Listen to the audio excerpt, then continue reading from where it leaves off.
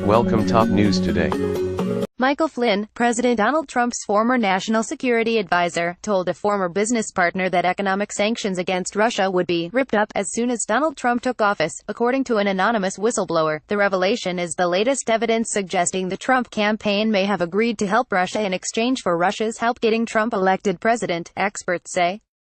Special counsel Robert Mueller had already secured Flynn's cooperation in his investigation into whether the Trump campaign colluded with Russia to influence the outcome of the 2016 election, and Wednesday's revelation publicly provides new evidence that will embolden Trump critics. Experts say, keep up with this story and more by subscribing now. It won't come as a surprise to the special counsel, but it reveals to the public that there was something in the nature of an exchange or quid pro quo. Lisa Griffin, a law professor at Duke University, told Newsweek, there are at least 4 potential avenues of criminality that the special counsel and others are exploring, and this provides more circumstantial evidence. Griffin continued.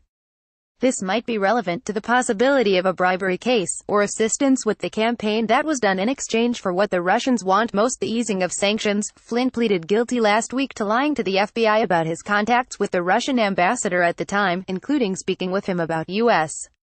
sanctions against Russia. Flynn is known to have maintained close business ties with people in Russia and Turkey. According to the whistleblower, Flynn also wanted U.S.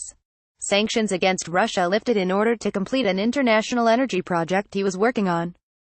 The whistleblower said Flynn texted his former business associate on the day of Trump's inauguration to say that the project was good to go. The information was given to Representative Elijah Cummings of Maryland, the top Democrat on the House Oversight and Government Reform Committee, who published an open letter on Wednesday to the committee's chairman, Trey Gowdy, explaining the revelations. General Michael Flynn, within minutes of Donald Trump being sworn in as president, was communicating directly with his former business colleagues about their plans to work with Russia to build nuclear reactors in the Middle East. The letter reads, our committee has credible allegations that President Trump's national security advisor sought to manipulate the course of international nuclear policy for the financial gain of his former business partners. Cummings continued.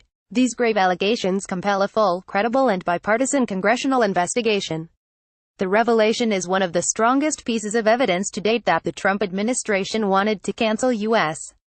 sanctions against Russia, and it sheds light on why Flynn originally lied about his conversation with the Russian ambassador. A former Watergate prosecutor says this just confirms the materiality of Flynn's lies about what happened during the elections. This confirms that there is a quid pro quo for Russian help with winning the elections. Nick Ackerman told Newsweek, he was an assistant special prosecutor during the Watergate investigation.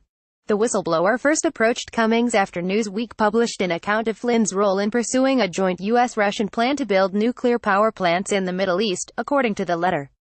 Cummings reportedly chose not to go public with the information because Mueller asked him to delay acting on it until the special counsel completed his investigation. Cummings decided to go public with the information after Flynn agreed to cooperate with Mueller. President Barack Obama first imposed economic sanctions on Russia in 2014, after Russia annexed Crimea and began supporting separatists in eastern Ukraine. New sanctions were levied in December 2016 to punish Russia for its attempts to disrupt the U.S. election. In June 2016, the Trump campaign was directly lobbied by a Kremlin-linked Russian lawyer, who met with Donald Trump Jr. and Trump's son-in-law, Jared Kushner, among others, to discuss lifting human rights sanctions.